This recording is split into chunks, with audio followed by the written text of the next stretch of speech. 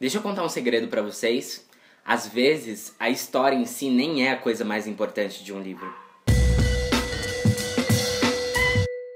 Eu queria muito falar sobre isso com vocês porque é uma coisa que eu não vejo ninguém conversando a respeito, que é a forma como os livros são escritos. Afinal de contas, vamos parar pra pensar aqui. O que difere um livro de outras mídias que contam a história? Seja um filme, uma música, uma peça de teatro. Não é a maneira com que está contando a história, que é escrita em palavras, ou em poesia, ou em verso, enfim. Ou em poesia ou em verso, a pessoa é burra, né? Ou em prosa ou em verso. E aí, dentro desse universo da prosa, do romance, tem vários subgêneros também, né? Que tem os gêneros terror, sei que lá. E tem várias maneiras de contar uma história. O primeiro exemplo que eu queria falar pra vocês é o Porquê em Jean João, que eu acho que vocês conhecem, né? Que é do nosso chefe ali, no caso.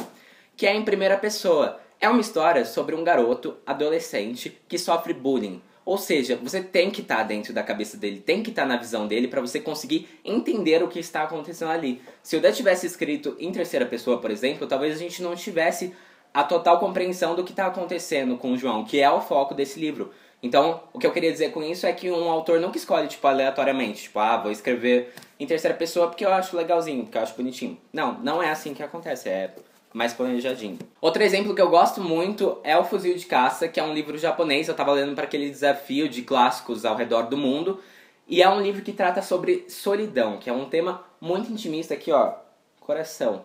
E aí, o que acontece? Esse livro tem 3 protagonistas e é um romance epistolar, ou seja, ele é escrito através de cartas. E em cada carta elas vão contando sobre tudo sobre elas, né? O que elas esperavam da vida e o que elas esperavam do carinha aqui, que tá todo mundo falando a respeito dele, e como elas se decepcionaram, como elas ficaram felizes, e de todos os momentos.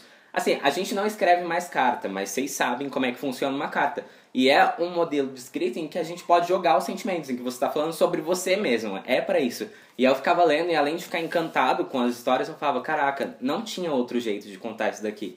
E isso é muito foda de acontecer. O que não significa que os romances, do jeito que a gente conhece, ali seguindo mais ou menos aquele modelo da jornada do herói, etc., precise ser completamente quadrado. Inclusive, a jornada não precisa ser respeitada, ela é uma análise, não um guia, na verdade, né? Muita gente confunde, fala assim, não tá na jornada do herói. Não precisa estar. Um exemplo que eu gosto muito é O Cheiro do Ralo, que é do Lourenço Mutarelli, que é um escritor brasileiro, que é foda, sensacional. E no livro Cheiro do Ralo, o mais importante, o mais gostoso daquela leitura não é a história em si, embora ela seja muito interessante, mas é o ritmo, é a cadência, sabe? É a sonoridade das palavras, é quase uma poesia em prosa, assim, se é que isso pode acontecer. E é isso que é arte, sabe? É inventar, é fazer coisas diferentes, isso é muito legal. Uma coisa que me irrita muito é quando eu vejo pessoas falando no Facebook, no WhatsApp, na vida real, enfim, falando a seguinte frase: esse livro tava tão bom, mas aí ele começou a ficar arrastado. Gente, um livro arrastado não significa um livro ruim. Até porque existe uma grande diferença entre bom, ruim, interessante e não interessante. Às vezes um livro é bom e interessante, às vezes ele é bom e não interessante, sabe? Ele é chato pra caramba. Que é aquele livro que você fala assim, tem que ler, porque tem uma linguagem bacana, tem personagens bons, tem diálogos elaborados, mas é um saco. Você não tem a menor paciência pra ler aquele livro. Que sou eu com Viagens à Minha Terra. Meu Deus, como eu odeio aquele livro. Enfim, o que acontece é, um livro arrastado pode ser muito bom. Por exemplo, o Kafka. Quando eu tava lendo o Castelo, eu tava querendo morrer também.